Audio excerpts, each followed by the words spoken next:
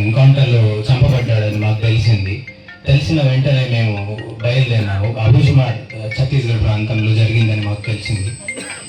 అక్కడికి వెళ్ళే లోపే మేము ఒక లెటర్ డ్రాఫ్ట్ చేసి అక్కడ డీజీపీకి, ఐజీ, ఎస్పీ, కలెక్టర్ అందరికీ ఏం రాసి అడిగినామంటే, మీ కేంద్ర ప్రభుత్వం చేపట్టిన కొత్త క్రిమినల్ చట్టం భారతీయ నాగరిక సురక్షా సంహిత ప్రకారం సెక్షన్ 196 ప్రకారమే పోస్ట్ మార్టం చేసే కంటే ముందు మమ్మల్ని బాడీని చూడనివ్వాలి. మా ముందు బాడీ పైన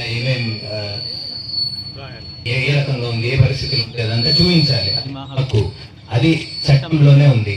అట్లా రాసి మళ్ళీ పోస్ట్ మార్టం మా అనుమతి లేకుండా చెయ్యదు, మేము వచ్చే వరకు బాడీని ప్రిజర్వ్ ఉంచాలి అని చెప్పినా కూడా దాన్ని ఏం పట్టించుకోకుండా మా అమ్మ వాళ్ళు 2వ రోజు పోయేసరికి పోస్ట్ మార్టం చేసి పెట్టారు. అది న్యాయ వ్యతిరేక చర్య చేసినారు వాళ్ళు రాసుకున్న చట్ట ప్రకారమే అది. అందుకని మేము హైకోర్టుకి వెళ్ళాము. హైకోర్టు త్వరగా విచారించడానికి నిరాకరించడం వల్ల సుప్రీంకోర్టుకి వెళ్ళాము. సుప్రీంకోర్టు సెలవుల తర్వాత త్వరగా వినండి, అప్పటి వరకు బాడీని ఏం చేయొద్దని ఆదేశించింది.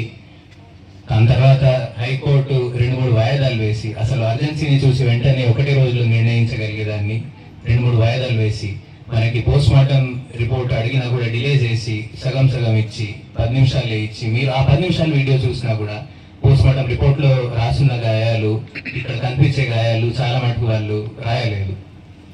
కాబట్టి దానివల్ల మాకు ఇంకా డౌట్ వచ్చి మళ్ళీ ఇంకా హైకోర్టులోనే మళ్ళీ మా రిప్లై ఫైల్ చేసినా కూడా వీళ్ళు చూసిన గాయాలు, వీళ్ళు టార్చర్ పెట్టిన గాయాలని ఎట్లా చెప్తారు?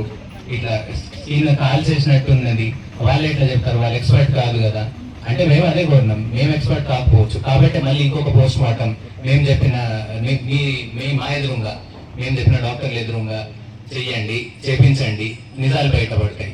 పోలీసులు చెప్తున్నారు కదా ఎదురుకాల్పుల్లో చనిపోయారు అంటే, ఎదురుకాల్పుల్లో ఇద్దరు ఎట్లా చనిపోతారు? సెంట్రల్ కమిటీ నాయకులు, వాళ్ళకి ఎంతమంది గార్డ్స్ ఉంటారు?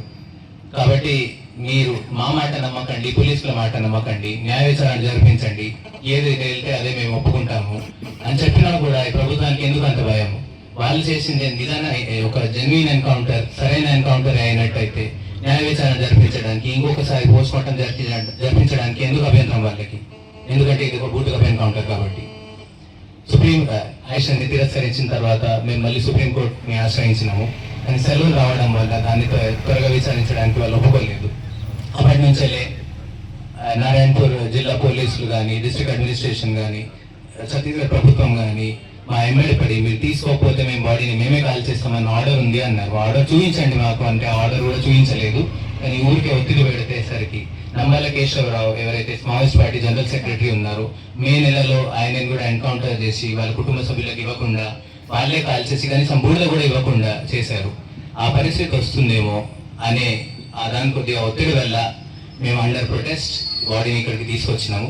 ఎందుకంటే సుప్రీంకోర్టులో మేము పిటిషన్ మళ్ళీ రీపోస్ట్ మార్టం చేసినాం కాబట్టి బాడీని ఇప్పుడు భద్రపరిచి పెడతాము.